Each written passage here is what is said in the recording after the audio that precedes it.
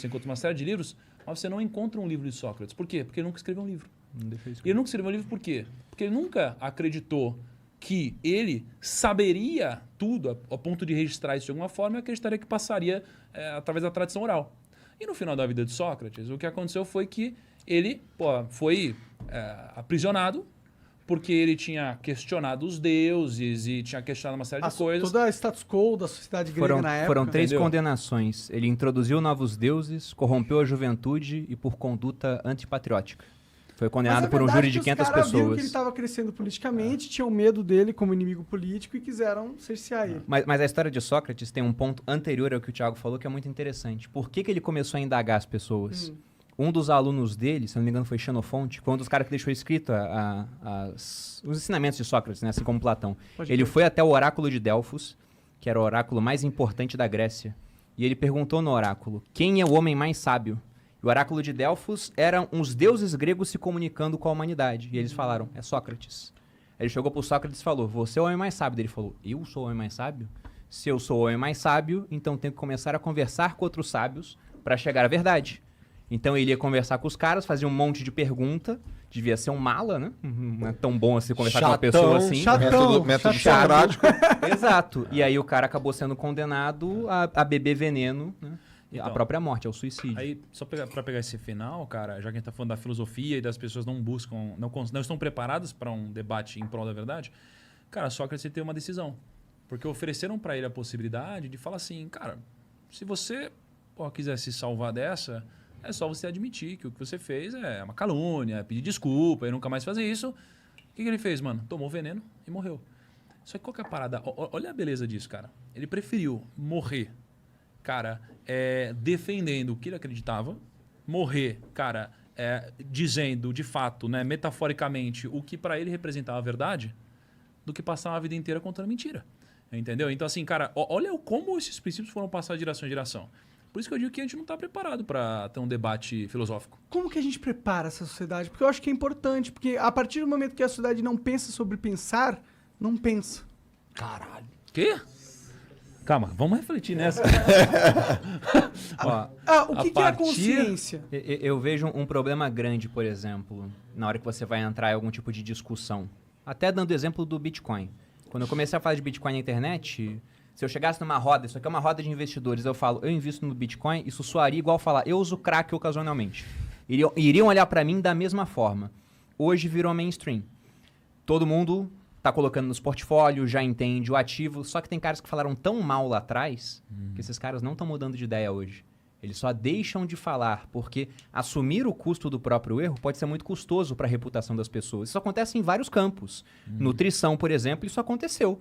Você tinha uma série de diretrizes nutricionais, que elas foram criadas por conta do governo americano. Um presidente chamado Eisenhower teve um infarto. Por que ele infartou? É a gordura. Gordura é o problema, tira a gordura do alimento, você tirou gordura, proteína mais ou menos constante, bota carboidrato. O que aconteceu é mais gente engordando e mais doença cardíaca. E aí, como é que volta atrás agora se todo mundo construiu carreiras falando que esse era o problema?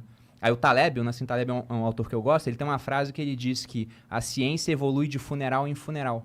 Então, quando esses caras que consideram carreira dentro de um argumento errado morrem, você abre espaço para que novas pessoas com novos argumentos surjam.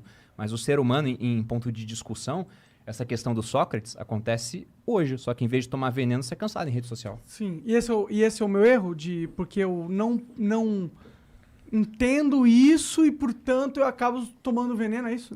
Cara, o João citou estoicismo. Eu vejo da seguinte forma, né? O Sêneca, que é um autor estoico, ele tem uma frase onde ele diz que nenhum sábio se revolta contra a natureza. Sim. Isso é a natureza humana, cara. Não tem solução. O debate vai ser sempre raivoso. Ainda mais na internet. Sim. Porque no debate presencial, se a gente começa a divergir muito das ideias e uma hora você usa um argumento ou me ofende demais, talvez isso termine em embate físico. Então, a simples sombra da ameaça de embate físico controla os argumentos. Na internet não tem. O cara pode xingar a tua família até a 15ª geração e daí? E os outros vêm, ficam mais raivosos. Então, a internet amplificou tanto coisas boas quanto ruins na sociedade. O debate vai ser cada vez mais raivoso. Sim. E não vai ser um debate buscando verdade. É um debate querendo lacrar. Mas aí, buscando like. Aí a gente entra no cerne da questão. Que como que a gente lida com isso? Entendeu? A gente sabe que a gente está vivendo num ambiente cada vez mais tóxico, onde se expressar nas redes sociais está cada vez mais difícil. Como que a gente lida com isso? A gente deixa de se expressar? A gente se expressa de uma forma mais polida? O que vocês acham? Eu acho que o que acontece, o grande vilão da inteligência e também do sucesso é o ego, velho. O ego, cara, é uma sereia que te alimenta e que, porra, ela fica te falando, te mostrando, você é foda, hein, meu? Você é inteligente, hein, cara? Você é demais, hein? Boa colocação, hein? E aquilo vai te inflando. Vocês devem lembrar aquele ator, morreu, um diretor de cinema chamado Antônio Bujanra. Lembra que tinha Provocações? Ele tinha um programa na Cultura chamado Provocações. Vocês devem lembrar, os caras. Porra, João. Eu fui muito longe? Eu não conheço Não, se liga. Ele fez, mano, ele fez Ravengar, cara, que Rei Sou Eu. Vocês não lembram desse cara? Porra, João. Eu sou de 88, cara. Caralho, João. Que rei sou eu. Tu lembra, velho? Que rei sou eu lembro. Tinha um Ravengar. Aham. Cara, Provocações tem vários programas na internet. Ele falava Detalhe, o assim... Igor é professor de letras, entendeu? Não, mas isso tem nada a ver, cara. Ele tá falando da novela. Não, mas o cara tinha um programa irado de entrevista. O cara tinha um programa de entrevista, porra, 20 anos atrás, meu. Provocações. Ele falava assim, aprenda a idolatrar a dúvida. Eu acredito que uma das maneiras legais, assim, importantes, férteis da gente exercitar a filosofia é o oposto da egocentricidade, que é a humildade. Ó, a gente tá aqui gravando, semana passada eu encontrei o Bernardinho. O Bernardinho vocês conhecem, né? Aham. Pô, o Bernardinho, cara, ele foi medalhista como jogador de vôlei. Depois ele foi medalhista com o time masculino. Depois ele foi medalhista olímpico com o time feminino. Depois ele foi de novo com o masculino. 20 anos de seleção Mas ele brasileira. não tem 800 medalhas. Deve ter. Pô, ele tem 7 medalhas olímpicas, cara. E aí eu tava com ele semana passada e eu falei assim, pô, Bernardinho, você deve estar muito experiente agora como treinador, né? Daí, olha o que ele respondeu pra mim, eu tô cheio de dúvida. Então, ouvir isso daquele cara foi pra mim um exercício de humildade, estar aberto a aprender. E a terceira coisa é tolerância, velho. Tolerância é... Porra, você gosta do Corinthians, outro gosta do Flamengo, eu vou te matar. Você gosta, vai pra um lado, vai pro outro, eu vou arrebentar com você. Não tem tolerância.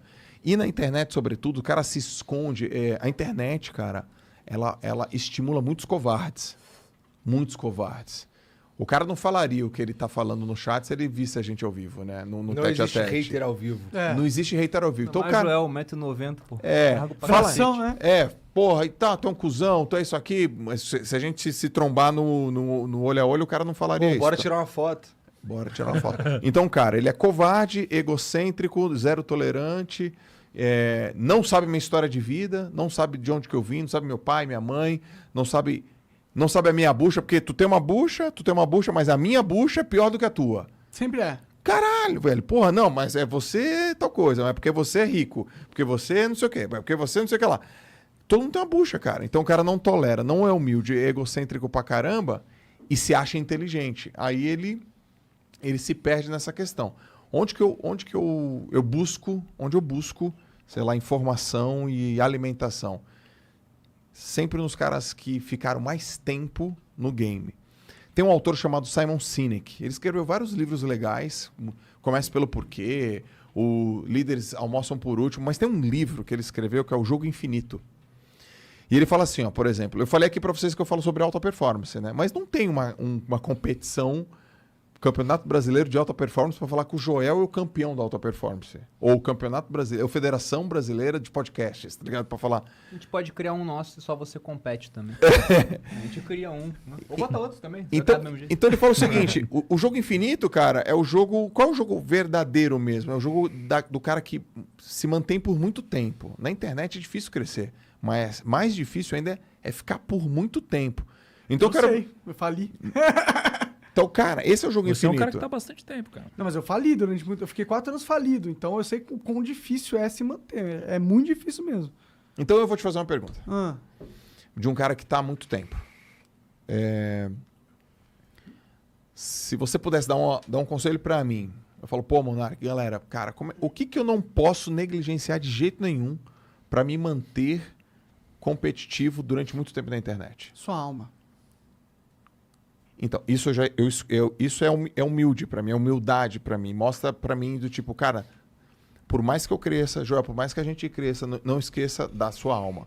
Aí eu te perguntaria mais, como aluno, velho, Fala um pouco mais sobre o que é alma especificamente. Alma é o porquê você começou a fazer algo desde o começo, entendeu? É o que te move. Sempre quando você começa a fazer algo pelo resultado da coisa, não pela essência, você perdeu um pouco tua alma. Quando você se molda a agradar coisas pessoas e situações que não têm a ver com o que você acredita de verdade. Ó, aí se liga. Tô indo mais como aluno, tá? Quantas Método pessoas... socrático. Isso. Quantas pessoas passaram aqui, sentaram aqui, velho, com vocês, nesse tempo todo? Umas 500. 500. Pelo menos.